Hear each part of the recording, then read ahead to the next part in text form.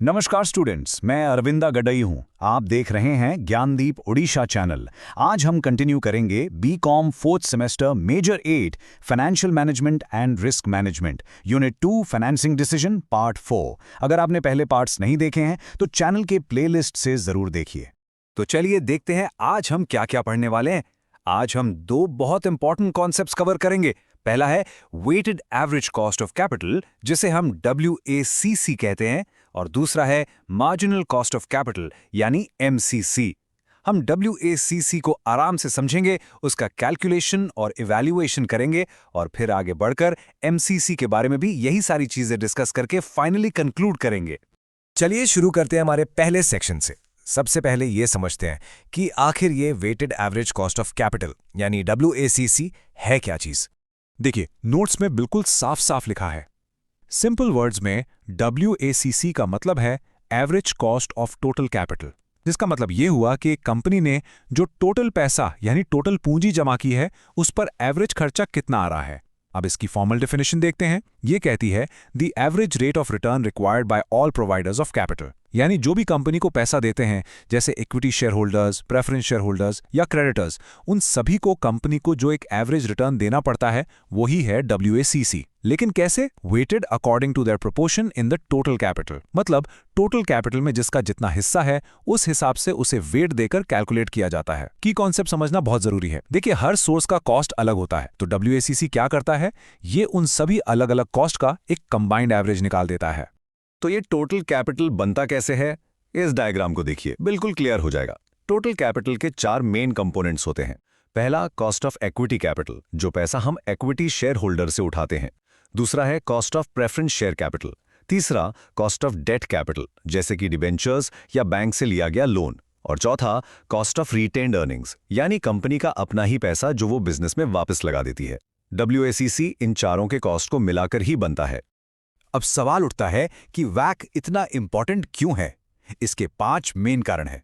पहला, used for capital budgeting decisions. इसका मतलब है कंपनी को जो बड़े बड़े इन्वेस्टमेंट्स करने होते हैं उनके डिसीजंस लेने में ये हेल्प करता है। दूसरा, helps in evaluating new investment projects. कोई नया प्रोजेक्ट लेना चाहिए या नहीं ये डिसाइड करने के लिए WACC एक बेंचमार्क का काम करता है। तीसरा, assists in determining the optimal capital structure, मतलब कंपनी के लिए डेट और इक्विटी का सही मिक्स क्या होना चाहिए ये डिसाइड करने में WACC हेल्प करता है। चौथा, acts as a discount rate in the net present value NPV method. जब हम NPV निकालते हैं तो WACC को ही डिस्काउंट रेट की तरह यूज किया जाता है। और पांचवां, सबसे important, helps in maximising share holder wealth, जो कि हर कंपनी का अल्टीमेट गोल होता है। चलिए एक बार जल्दी से रिवाइज कर लेते हैं कि हमने अभी तक क्या पढ़ा। हमने समझा कि WACC का सीधा सा मतलब है टोटल कैपिटल का एवरेज कॉस्ट। फिर हमने देखा कि इसके 4 कंपोनेंट्स हैं, इक्विटी, प्रेफरेंस, डेट और रिटेन्ड अर्निंग्स। और सबसे जरूरी, हमने जाना कि ये इतना इंपॉर्टेंट क्यों है, खास करके कैपिटल बजटिंग और इन्वेस्टमेंट डिसीजंस के लिए। एग्जाम के लिए ये पॉइंट्स बहुत जरूरी हैं। ओके, अब जब हम ये समझ गए हैं कि WACC क्या है और क्यों है, तो अब बात आती है कैसे इसको कैलकुलेट करते हैं। चलिए देखते हैं हमारे अगले सेक्शन में। नोट्स में देखिए, ये है WACC का फॉर्मूला है WACC is equal to E/V into KE plus P/V into KP plus D/V into KD plus R/V into KR। अगर इसको सिंपल शब्दों में समझें तो यह है sigma weight into cost of each source, मतलब हर सोर्स के वेट को उसके कॉस्ट से मल्टीप्लाई करो और सबको जोड़ दो। बस यहां पर E, P, D और R का मतलब है इक्विटी, प्रेफरेंस, डेट और retained earnings to market value. जब हम इन सबको जोड़ते हैं तो V बनता है, यानी टोटल कैपिटल। और KE, KP, KD, KR जो हैं वो इन सभी सोर्सेस का इंडिविजुअल कॉस्ट है। एग्जाम के पॉइंट ऑफ व्यू से ये फॉर्मूला बहुत बहुत इंपॉर्टेंट है। चलिए इसको एक एग्जाम्पल से बिल्कुल क्लियर कर लेते हैं। देखिए, टेबल में हमारे पास क्या क्या है। सोर्सेज ऑफ कैपिटल हैं, equity 5 lakh, preference share 2 lakh और डेट 3 लाख। साथ में उनका कॉस्ट भी दिया है 12%, 10% और 8%। तो टोटल कैपिटल यानी V कितना हो गया? बिल्कुल सही, 10 लाख। हमारा पहला स्टेप क्या है? स्टेप 1 है वेट्स कैलकुलेट करना। वेट का फॉर्मूला है उस सोर्स का amount divided by total capital. तो इक्विटी का वेट होगा 5 लाख बाय 10 लाख यानी 0.5, प्रेफरेंस शेयर का वेट होगा 2 लाख बाय 10 लाख यानी 0.2 और डेट का वेट होगा 3 लाख बाय 10 लाख यानी 0.3। सिंपल। इस तरह हमने हर सोर्स का प्रोपोर्शन निकाल लिया है। ठीक है, अब हमारे पास वेट्स आ गए हैं।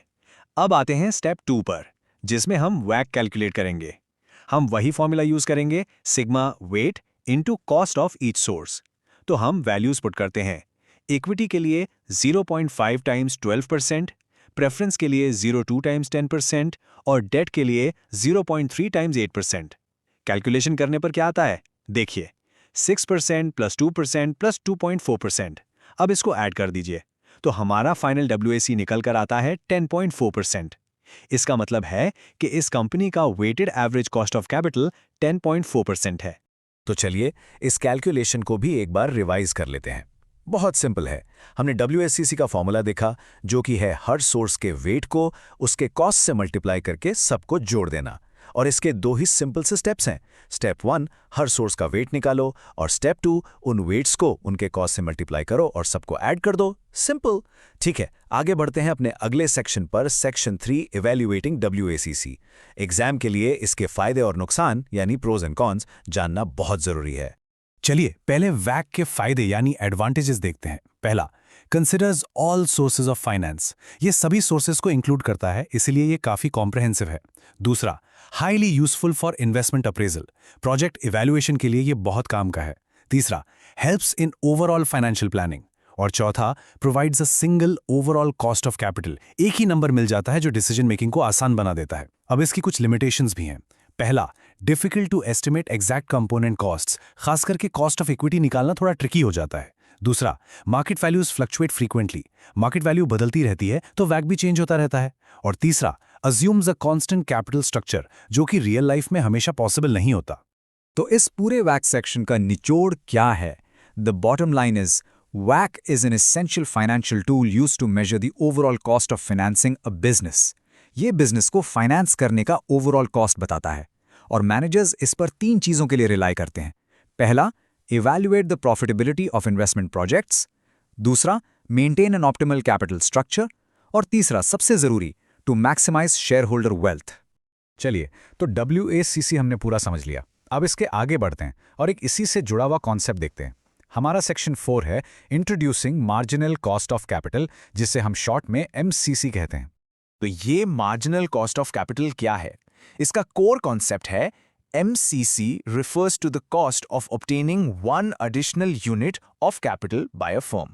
यानी मान लीजिए कंपनी को एक और रुपया चाहिए, तो उस एक एक्स्ट्रा रुपए को लाने का खर्चा क्या होगा, वही है MCC। सिंपल शब्दों में, it is the cost of raising new और एडिशनल फंड्स। जब भी कंपनी नए इन्वेस्टमेंट के लिए एक्स्ट्रा कैपिटल उठाती है, तो उस एक्स्ट्रा कैपिटल का जो कॉस्ट होता है उसे MCC कहते हैं। इसकी फॉर्मल डेफिनेशन भी WACC जैसी ही है, the weighted average cost of new capital raised by a firm. लेकिन इसका पूरा फोकस सिर्फ नए कैपिटल पर होता है। अब MCC के की फीचर्स और इंपॉर्टेंस को देखते हैं। की फीचर्स में 3 पॉइंट्स हैं। पहला, based entirely on the cost of new funds. ये सिर्फ नए फंड्स पर बेस्ड है, पुराने फंड्स पर नहीं। दूसरा, changes when new funds are raised. जब भी नया फंड आएगा MCC बदल सकता है। और तीसरा, heavily influenced by market conditions. Market में इंटरेस्ट रेट क्या चल रहा है, इसका MCC पर सीधा असर पड़ता है। अब इसकी इंपॉर्टेंस देखते हैं। ये crucial for investment decisions and capital budgeting है। इससे firms decide whether to accept और रिजेक्ट अ प्रोजेक्ट। इससे एफिशिएंट फाइनेंशियल प्लानिंग होती है और ये ऑप्टिमल कैपिटल स्ट्रक्चर मेंटेन करने में भी मदद करता है। तो एक बार MCC को रिवाइज कर लेते हैं जो अभी हमने पढ़ा। MCC का मतलब है नया या एडिशनल कैपिटल लाने का कॉस्ट। इसके फीचर्स क्या हैं कि ये सिर्फ नए फंड्स पर बेस्ड है, ये चेंज होता रहता है और मार्केट कंडीशन से काफी इन्फ्लुएंस होता है।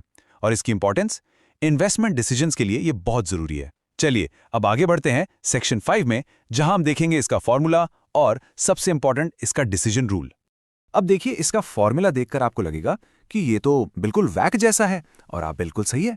ये भी है sigma weight of new capital into cost of that capital. लेकिन यहां एक बहुत ही इंपॉर्टेंट डिफरेंस है जिसे नोट में हाईलाइट भी किया गया है। सेम स्ट्रक्चर एज वैक बट यूजेस न्यू वैल्यूज। ये सबसे इंपॉर्टेंट बात है। हम यहां पुराने कैपिटल की नहीं, बल्कि जो नया पैसा ला रहे हैं उसकी बात कर रहे हैं। तो यहां EPDR का मतलब है amount of new capital raised, और V का मतलब है टोटल न्यू कैपिटल रेज्ड, और KE, KP, KD, KR उस नए फंड का कॉस्ट है। अब इस MCC को यूज करके डिसीजन कैसे लेते हैं, बहुत सिंपल है। एक फर्म क्या करती है, वो अपने नए पैसे की लागत यानी MCC को उस नए प्रोजेक्ट से होने वाली उम्मीद की कमाई यानी expected rate of return IRR से कंपेयर करती है। डिसीजन रूल बहुत ही सिंपल है। अगर IRR MCC से ज़्यादा है, मतलब आपकी कमाई आपके खर्चे से ज़्यादा है, तो प्रोजेक्ट को एक्सेप्ट कर लो। और अगर IRR MCC से कम है, मतलब आपका खर्चा कमाई से ज़्यादा है, तो उस प्रोजेक्ट को रिजेक्ट कर दो।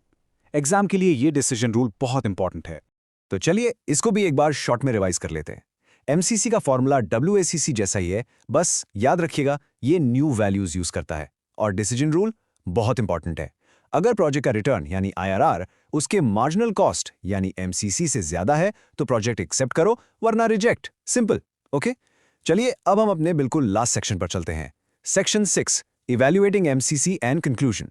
यहां हम MCC के प्रोज एंड कॉन्स देखेंगे और इस लेक्चर को आखिर में कंक्लूड करेंगे। पहले MCC के एडवांटेजेस देखते हैं। पहला, helps in selecting strictly profitable projects. ये सिर्फ उन्हीं प्रोजेक्ट्स को सिलेक्ट करने में मदद करता है जो सच में फायदेमंद हैं। दूसरा, इंप्रूव्स कैपिटल बजटिंग डिसीजंस। तीसरा, ensures the most efficient use of funds, मतलब पैसे का सबसे बेहतर इस्तेमाल होता है। और चौथा, aids in proactive financial planning. अब इसकी लिमिटेशंस भी हैं। पहला, very difficult to estimate exact future costs. Future में नए कैपिटल का कॉस्ट क्या होगा ये आसानी से पता नहीं चलता। दूसरा, subject to sudden changes in market conditions. Market कभी भी बदल जाता है और इसका सीधा असर MCC पर पड़ता है। और तीसरा, कैपिटल स्ट्रक्चर में very over time, complicating calculations.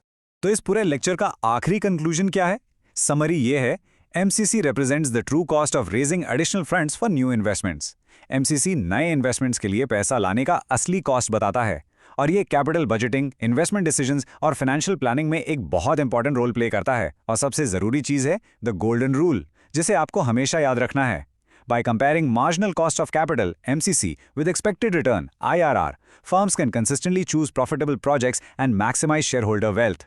इस रूल को फॉलो करके ही कंपनीज आगे बढ़ती हैं और अपने शेयर होल्डर्स के लिए वैल्यू क्रिएट करती हैं। आज हमने इस पार्ट में ये टॉपिक्स पढ़े। अगर वीडियो पसंद आए तो लाइक करिए, ज्ञानदीप ओडिशा चैनल को सब्सक्राइब करिए। धन्यवाद स्टूडेंट्स।